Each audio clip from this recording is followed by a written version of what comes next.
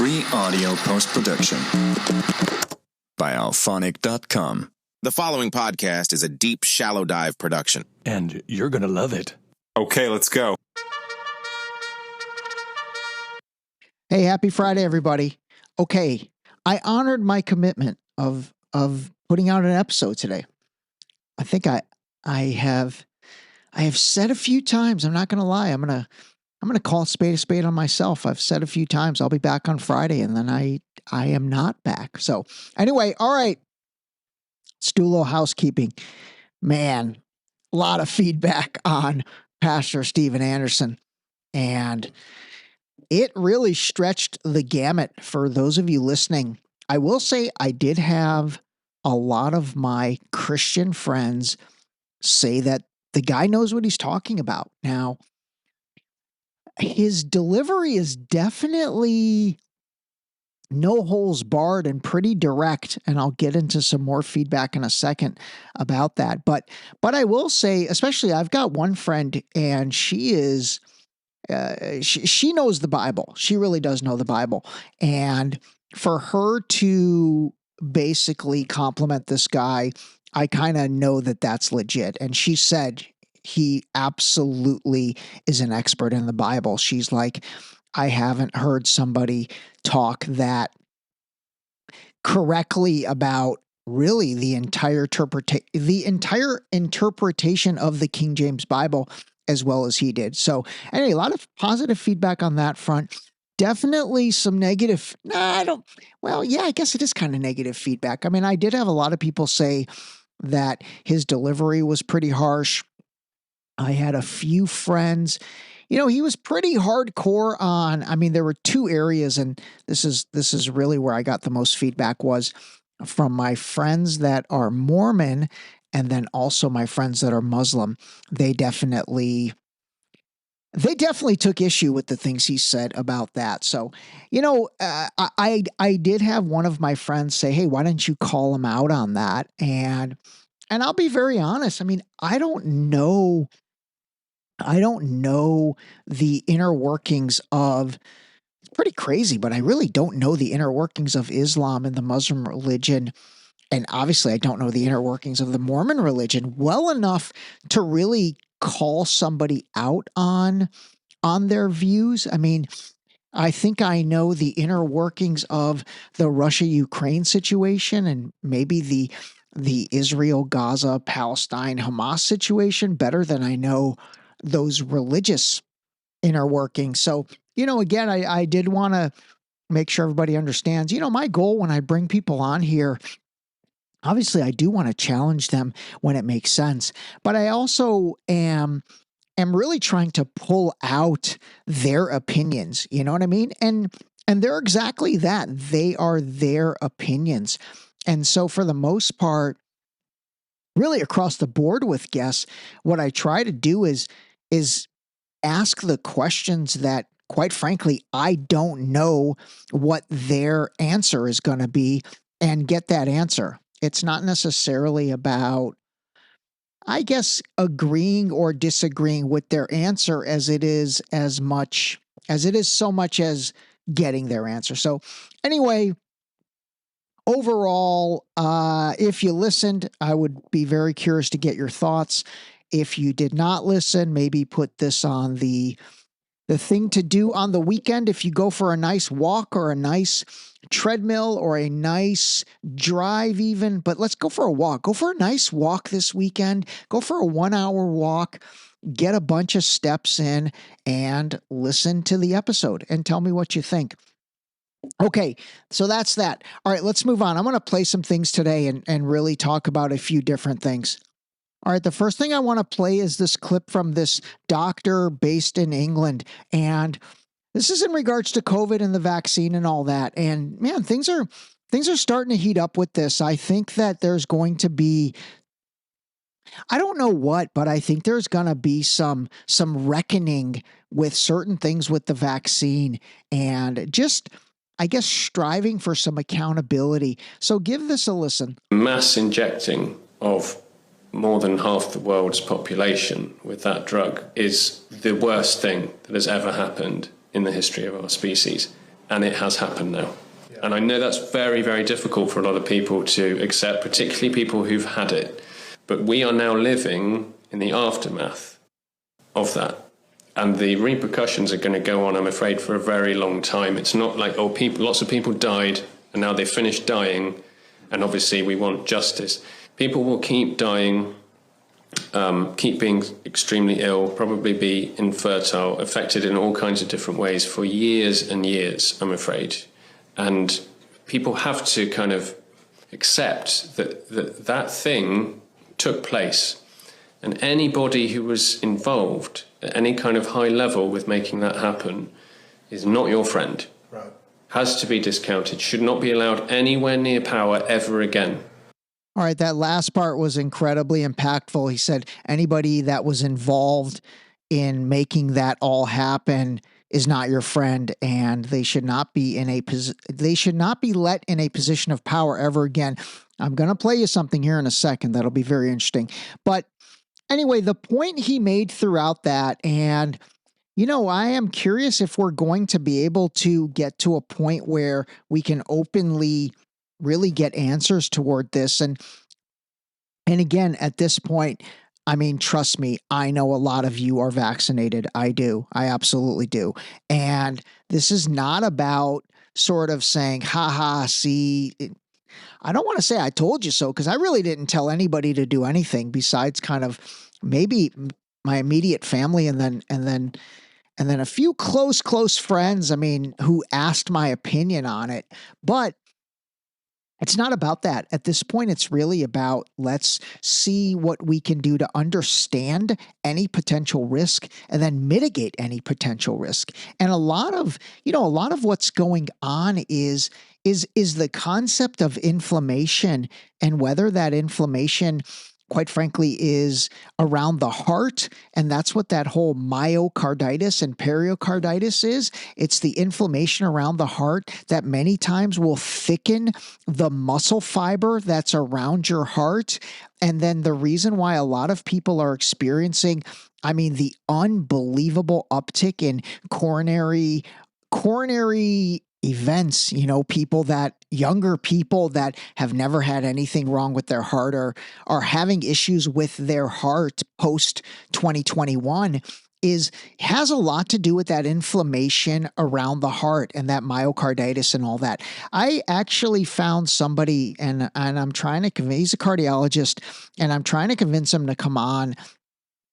He's a friend of a friend. We've had a couple conversations. He's a little hesitant to come on because, again, obviously, even though the Trump administration, I will say this, even though the Trump administration obviously is a little more open to discussing this topic, as I'm about to share with you in a second, don't forget that Trump was the Pied Piper of Operation Warp Speed and bringing the vaccines to market. And I've said this before, and I'm going to say it again. It's a huge disconnect with his constituency and the MAGA audience, whom for the most part were pretty anti-vaccine, anti-vax. And I think that sentiment is kind of what propelled RFK Jr. to gain such a foothold. And then when RFK Jr. joined up with Trump, you had all the MAGA moms so happy about that. And they weren't happy about that because they were wanting RFK Jr. to ban, red dye number 6. I mean, great. Red dye number 6. I mean, yes, I don't even know if that's the number. I forget. But my point is, those MAGA moms and that whole Maha movement and all that was not about, the simple things. It was primarily rooted in vaccines, and primarily rooted in not only the COVID vaccine, but looking at the childhood vaccination protocol that starts, literally, I believe, with the hepatitis B vaccine when a child is born. So anyway, the reason I bring that up is because I'm going to play something else for you right now. But again, I do want you to remember that, President Trump was the Pied Piper of Operation Warp Speed and bringing those vaccines to market. And he's never gone back on that. He really hasn't, you know. Again, I've said this before, but I'm going to say it again. I think it's worth repeating. I've been a little surprised that, you know, he has never come back and said, hey, I want to apologize for pushing that so hard, but I was kind of forced to. We were in the middle of an election. The country was shutting down. The world was changing, blah, blah, blah, blah, blah. But he never has. And if anything, he's like doubled and tripled down on taking credit for it. So remember that. And now let's listen to this. First, let me replay a little bit of that doctor's speech. And anybody who was involved at any kind of high level with making that happen is not your friend. Right. Has to be discounted, should not be allowed anywhere near power ever again. Okay, so obviously you heard what he said there, and you remember what I just said about President Trump kind of doubling down on being the Pied Piper of Operation Warp Speed. Also remember how hardcore the Biden administration and Biden himself was about getting vaccinated, you know, blaming the unvaccinated for random people dying and things like that. So Biden was hardcore about it. And now you might remember this was an actual commercial on TV with three other guys, and I think you'll remember their voices. Our fellow Americans. Right now, the COVID-19 vaccines are available to millions of Americans.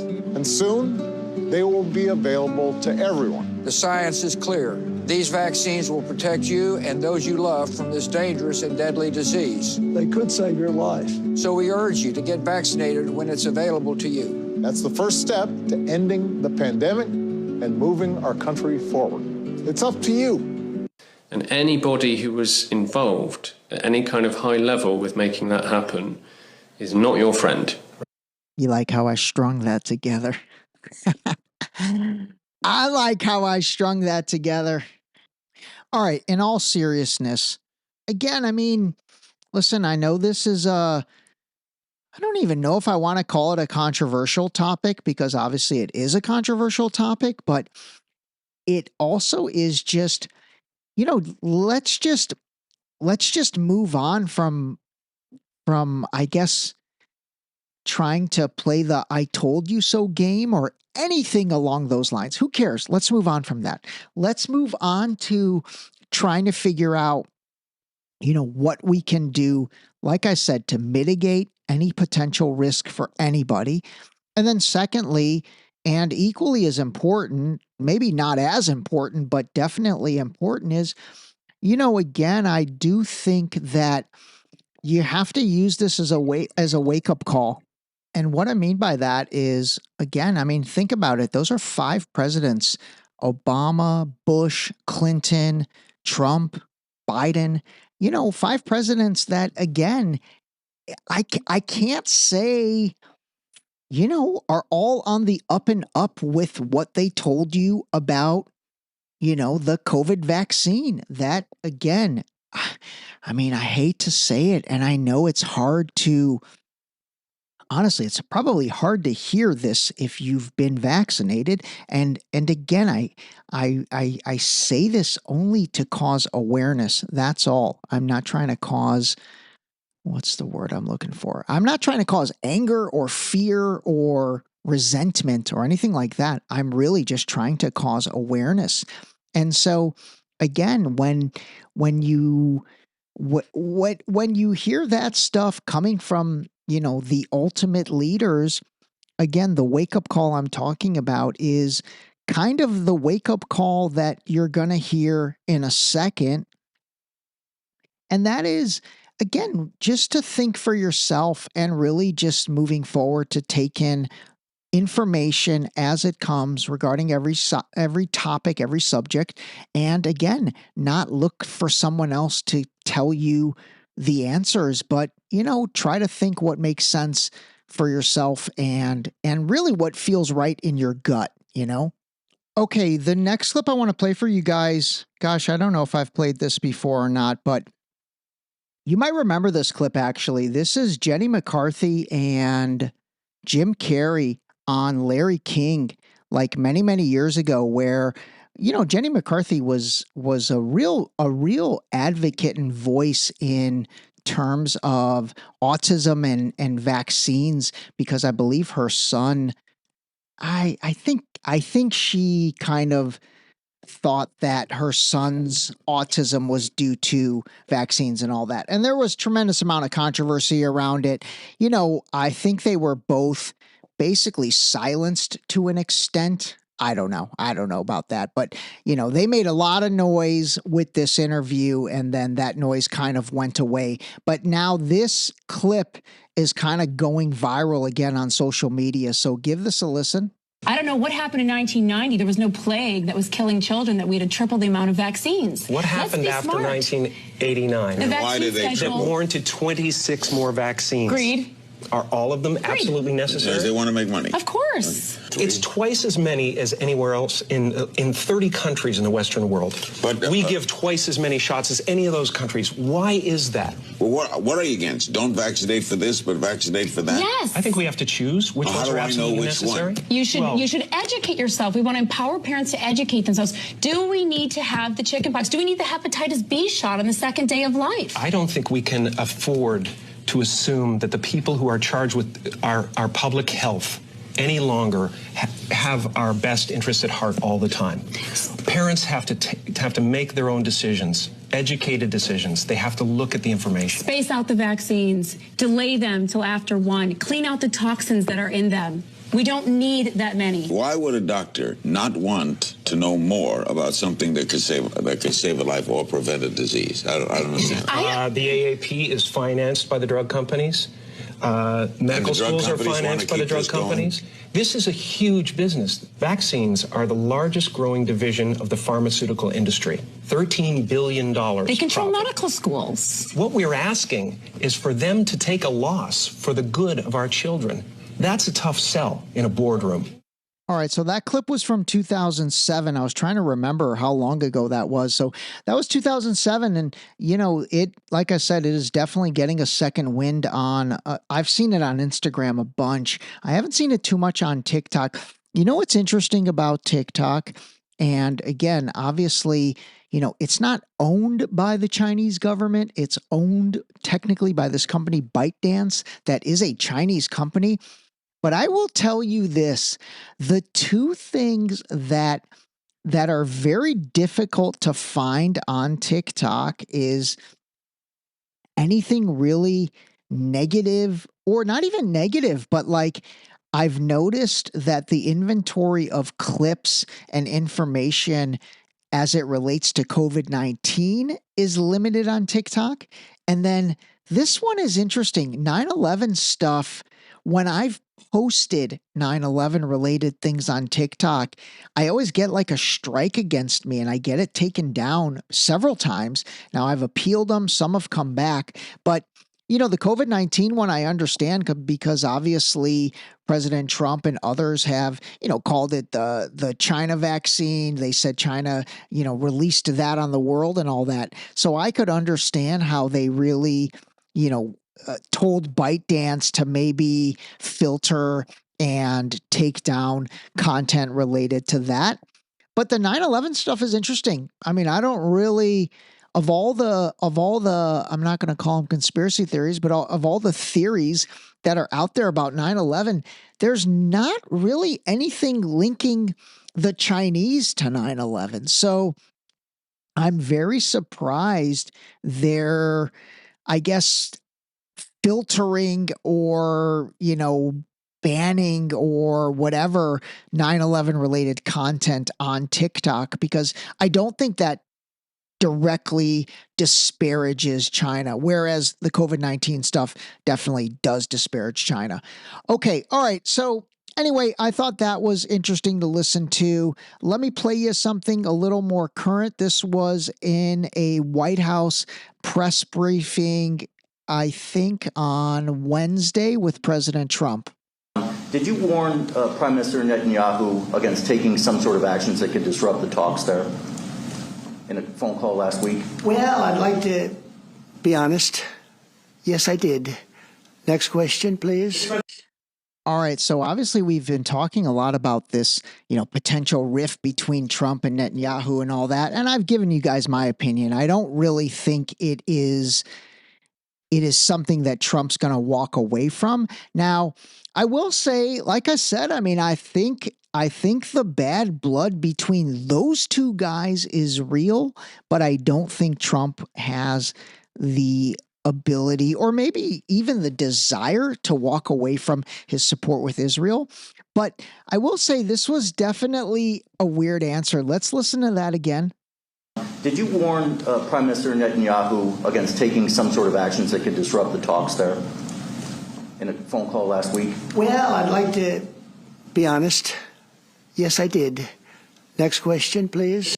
Okay, he's like, well, I'd like to be honest. Yes, I did.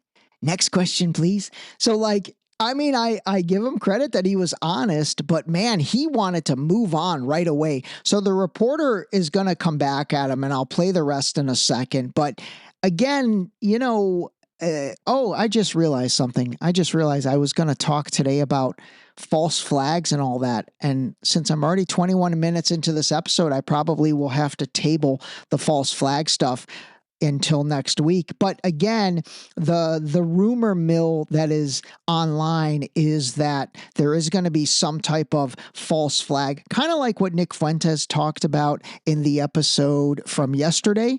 I'm sorry, in the episode from Wednesday. And then aside from that, again, the concept of, some type of false flag military aggression. And again, think of 9/11, think of something to rally the American people against another set of people. And I think you can guess who I'm talking about. So there is a lot of scuttlebutt that's going to be engineered in order to then, achieve what needs to or what wants to get achieved militarily. So anyway, all right, let's listen to the rest of Trump's response. Jumping back on sanctions. I did, yeah. If Senate Republicans want to push It's not a warning. I said I don't think it's appropriate. What exactly did you tell him? I just said I don't think it's appropriate. We're having very good discussions with him, and I said I don't think it's appropriate right now. Because if we can settle it with a very strong document, very strong, with inspections and no trust. I don't trust anybody. So no trust. I want it very strong where we can go in with inspectors. We can take whatever we want. We can blow up whatever we want, but nobody getting killed. We can blow up a lab, but nobody's going to be in the lab, as opposed to everybody being in the lab and blowing it up, right? Two ways of doing it. Yeah, I told him this would be inappropriate to do right now because we're very close to a solution. Now, that could change at any moment, could change with a phone call. But right now, I think they want to make a deal. And if we can make a deal, save a lot of lives. All right. Again, I will say this about Trump. I do think deep down, this is going to annoy some of you and it might please some others. I do think deep down he is not an evil dude. I honestly think he's a good guy deep down. I really do. And when he says, if we can get a deal done and save a lot of lives, I genuinely think he means that. I really do. I don't think he is a cold-hearted killer deep down. I do think Netanyahu is a cold-hearted killer deep down. I don't think that guy cares about the killing of women and children. I think Trump absolutely does. And I don't think that Trump deep down enjoys that. And I don't think he enjoys seeing that. And I definitely don't think he enjoys being somebody that is the initiator of anything along those lines, where I think the exact opposite of Netanyahu. I think that guy does not care. And for him to see, Gazan women and children burn and die and be maimed, I think it probably makes the guy happy. I really do. I think that guy is just a different kind of evil. So anyway, I don't think remotely like that about Trump. I think actually the exact opposite. But again, there's a lot that we don't know. There's a lot that we don't know, and there's a lot of bigger forces and bigger factors at play. But in that interview, obviously, if you didn't watch it, you could tell by his body language that he genuinely does not want war and does not want want death. I don't think he does. I really don't. I don't think he does. But again, I think that a lot of times his big, bold statements that maybe sound the other way are more meant to just, again, begin that negotiating process. I think that's how he rolls. Maybe I've never read his book, The Art of the Deal, but maybe that is the art of his deal. And that is to your initial opening statement is so outrageous that whatever gets agreed upon from there, seems like a win for the other side because that initial opening play was so outrageous. Whereas maybe in his mind, where you ended up was where he always wanted to end up. I don't know. Maybe that's the art of the deal. I'll have to go back and look at his book. Okay, let me see what else I want to play real quick. Oh, you know what? I guess I should have played this earlier along with the other vaccine-related stuff. But RFK Jr. did make kind of a big, I guess, thing or statement or whatever in terms of the COVID vaccine being mandated for kids. So give this a listen. This came out on Monday or Tuesday. Hi, everybody. I'm Robert F. Kennedy Jr., your HHS Secretary, and I'm here today with NIH Director Dr. Jay Bhattacharya and FDA Commissioner Dr. Marty Makary. I couldn't be more pleased to announce that as of today, the COVID vaccine for healthy children and healthy pregnant women has been removed from the CDC recommended immunization schedule.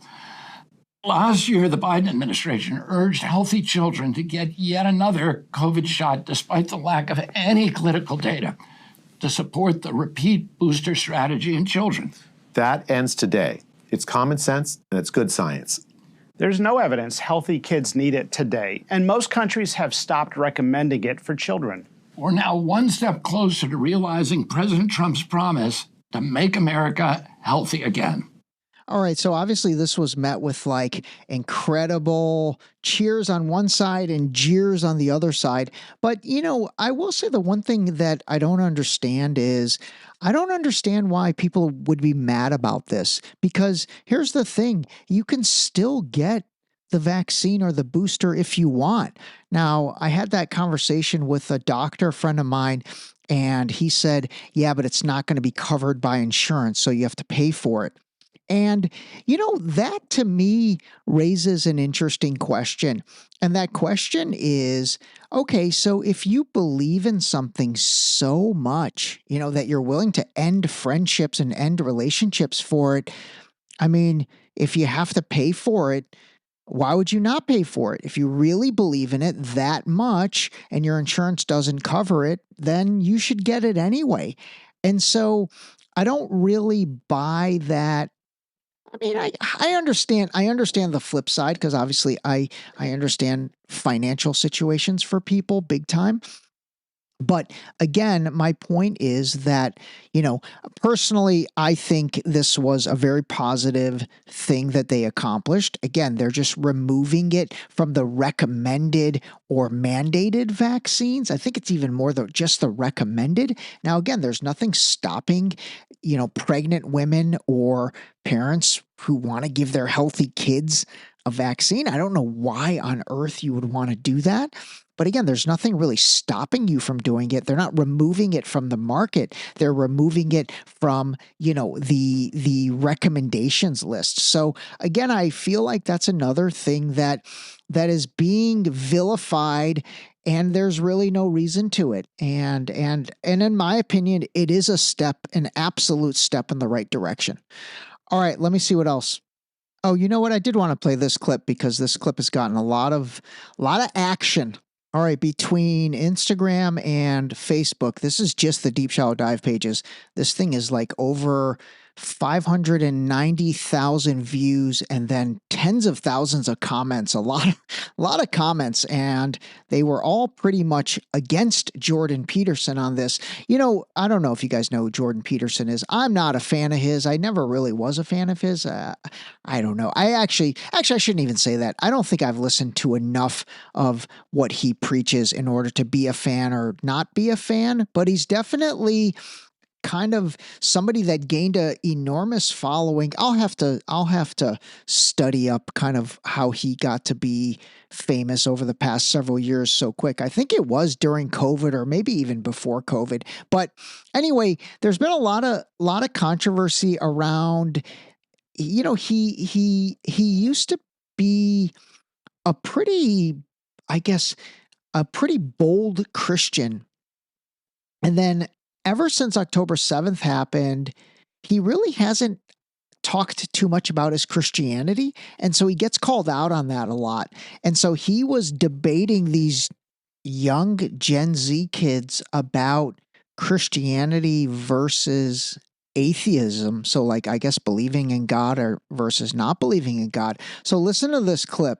Is that relevant? Because you go to a Catholic church, don't you? Or you've attended recently. You're interested in Catholicism, aren't you? Sure. All right. Are you familiar with their doctrines? Somewhat. Okay, you're their familiar. Doctrines are very how do they deep. regard Mary? Why are you asking me that? Because you're a Christian. All right, sorry for not knowing what that pretext of it was, but this is where the controversy is. It's basically around him admitting or not that he is a Christian. You say that. I haven't claimed that. Oh, what is this? Is this Christians versus atheists? I don't know. You don't know where you are right now. Don't be a smartass. Well, and I mean either you're a Christian or you're not. I won't talk to you if you're a smartass. Oh, either you're a Christian or you're not. Which one is it? I could be either of them, but I don't have to tell you. You don't have to tell me. I was under the impression I was invited to talk to a Christian. Am I not talking to a Christian? No, you were invited to. I think everyone should look at the title of the YouTube channel. You're probably in the wrong YouTube video. You're really quite something, you are. Aren't I? But you're really quite nothing. Right, you're not a Christian. Okay, I'm done with him. All right, so the end was where the mic drop happened, where Jordan Peterson was like, you're really quite something. And then the kid's like, you're really quite nothing. Okay, I will go back and look at that entire video to try to gain a little more context of what that was all about. But again, like I said, anybody that is a Jordan Peterson fan, or if anybody knows more about Jordan Peterson, feel free to educate me on it, and I'll bring that back to you guys. So anyway, all right, that's it. 32 minutes. Have a great weekend. Get some steps in. Call a spade. Call your parents, and we will see you next week. That was a great way to end it. This episode was brought to you by the new book, Deep Shallow Dive Into You, available now on Amazon and Barnes & Noble in hardcover and paperback. Don't forget to sign up for our new mailing list on our website at deepshallowdive.com.